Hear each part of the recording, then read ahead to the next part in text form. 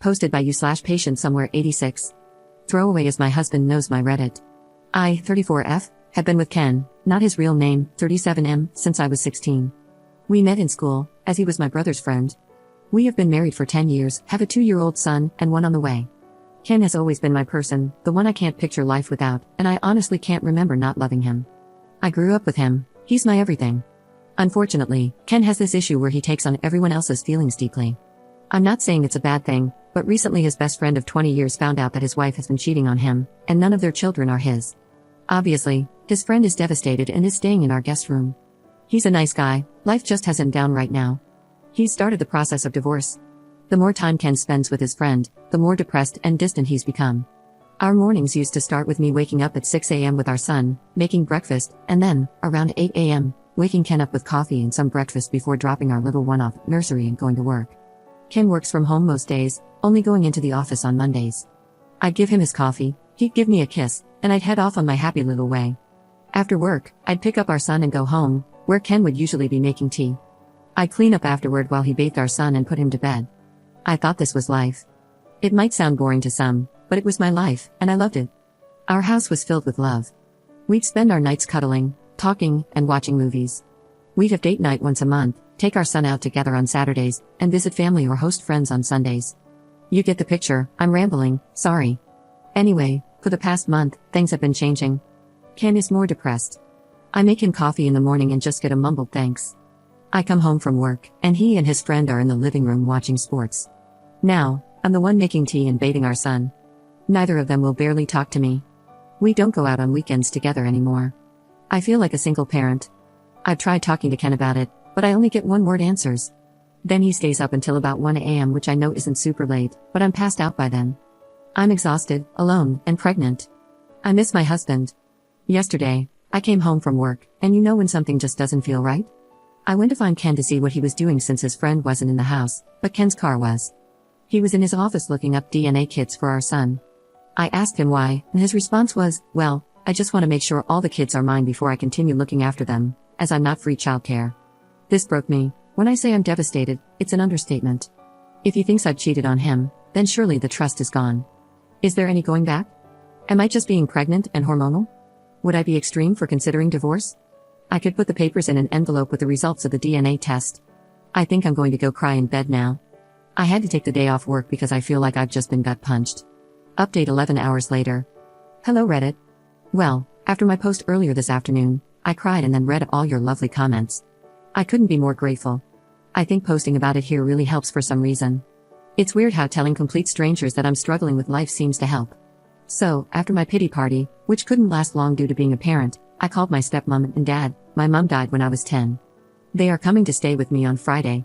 Crying on the phone helped, although I'm not really sure they could truly understand a word of what I was saying. I've spoken to Ken, well, more like spoke at Ken, telling him that his friend has until Thursday to leave.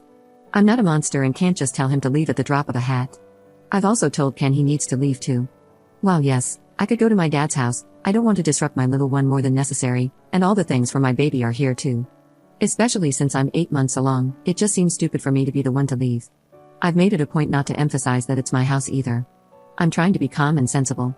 I'm not 100% sure Ken listened, but I did message his sister, who is a force to be reckoned with, and she said she will make sure he's gone by Thursday night. The things I've told Ken I want include, yes, he can have the DNA test, but I'll be damned if I'm the one to organize it. He can also have one for the baby, as I have nothing to hide. I know some people have questioned why I'm so against it. Let me make something clear. I would never cheat because, as I said in my last post, Ken is, or was, I don't know, my person. He's the only man I've ever been with, so that isn't a concern of mine. I'm just hurt that he wants one because it clearly means he doesn't trust me. So, what do I want? I want him to have the DNA tests, mainly so I can make him eat the results, not literally. I'm just venting. I'm also going to suggest couples therapy. I already see a therapist due to losing my mom and my little sister in a car crash when I was younger. I want to suggest that he sees one alone, but you can lead a horse to water, and you can't make him drink. I don't want to force him to do anything he doesn't want to do. I want him to maintain contact with our son. Yes, he doesn't believe he's the father right now, but that's no reason to neglect him. He is his son, and I don't want to upset my little one. Yeah, he's only 2, but still, he deserves all the love from both his parents. He's done nothing wrong. And then, of course, the same goes for this baby when she comes along. I'm still not sure about the state of my marriage, but even if divorce ends up being the outcome, I need to be able to get through to him so he can be the father he once was. Am I going insane? Do I sound insane? I don't know why writing here helps so much. Thanks, Reddit.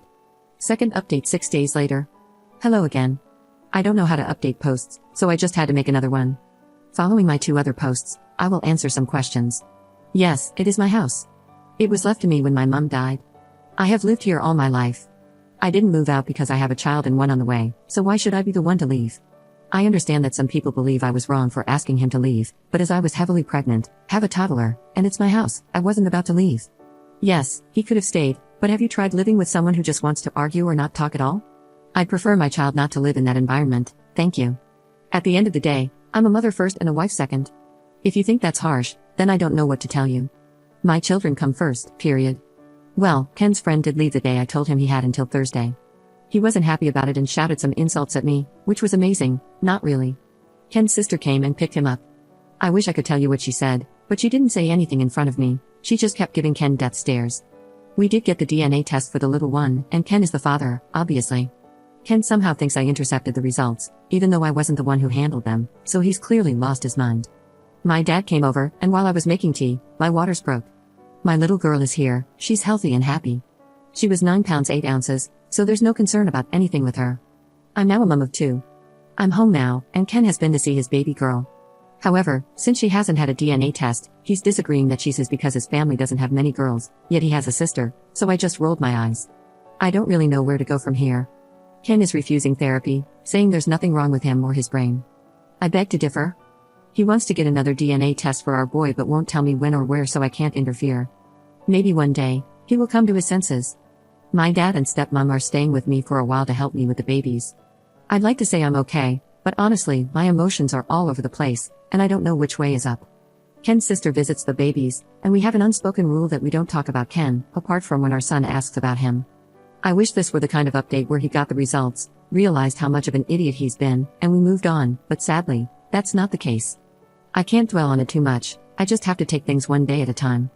I do miss my person and worry that he's missing out on his baby girl's life already, which, if I think about too much, will just make me sit and cry, but I don't have time for that.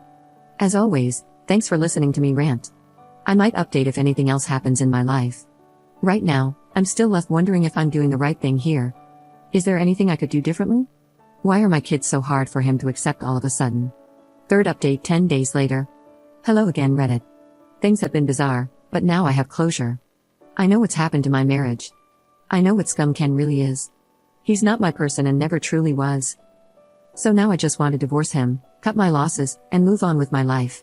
I'm still at home with my babies, settling into motherhood. My dad and stepmom are still here, but they will be leaving soon once I'm more emotionally stable. To say I'm okay would be a lie, but I now know what I need to do. I have some sort of closure with Ken. I know what happened with him, and I know that it's not my fault. It turns out Ken was having an affair and has a baby on the way. Even typing that makes me want to throw up. I found this out when a visibly pregnant woman knocked on my door and asked me when I would be leaving the house, as it's Ken's house. When I say this confused the crap out of me, I mean it. I talked to this woman for a while to try to work out what she was talking about. It turns out that she's Ken's side piece. Well, technically, in her head, she's his fiancée. A month ago, Ken got down on one knee and proposed to her in my freaking kitchen. Classy, right? So, they have been seeing each other for a while. She's having his baby. She believes I'm the ex-wife who Ken is letting stay in his house until I get on my feet. Apparently, we broke up a few years ago, and none of my kids are Ken's. When I go to work in the mornings, Ken goes to her house and works from there. They were waiting for marriage to move in together. How are you trying to marry someone when you are already married? Freaking weirdo? I asked for proof of all this. She has pictures of them together. Apparently, she has an OF account where they make content together. I wanted to vomit. I told her we are still married and explained everything to her. I'm not sure what she's going to do. But hey, not my circus, not my monkey. Now, I want a divorce. Is it true that once you talk to a solicitor about divorce, they can't represent the person you're divorcing?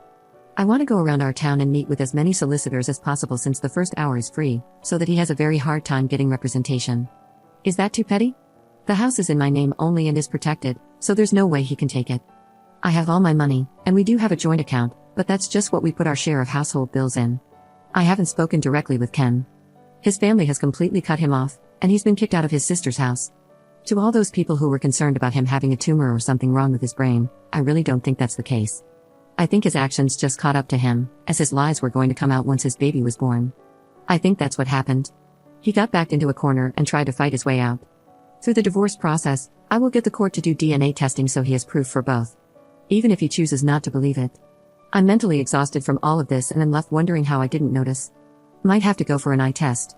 But honestly, would I be so wrong for just making his life as difficult as possible when it comes to getting legal advice, or is that too far? I want him to suffer. Fourth update 1 year later. Well, hello there again, Reddit. I'm okay. I totally just forgot about my ramblings on here, lol. I'm doing okay. I'm officially divorced from Ken. It took a long time to get to this part of my life, and at some points, I actually felt like I was drowning. Both of my kids had DNA tests through the courts, and they are Ken's. He still doesn't believe it. Not my problem though. Ken is now in prison for domestic abuse. I'm not 100% sure about the details because I wasn't involved. It was his side piece. I'd love to say that I don't ever break down in tears and that I'm completely over it, but I'm not. I've now gone back to work though, after my maternity leave ended. I got a promotion and now I'm used to living with just the three of us. My kids keep me going, and I'm so proud of them. They visit their grandparents and their dad's side of the family, who have been so lovely and supportive. His sister is still amazing. I don't really know what else to say. I'm okay. I'm divorced, and my children are thriving. I can't thank Ken for a lot of things, but I'm grateful for my children.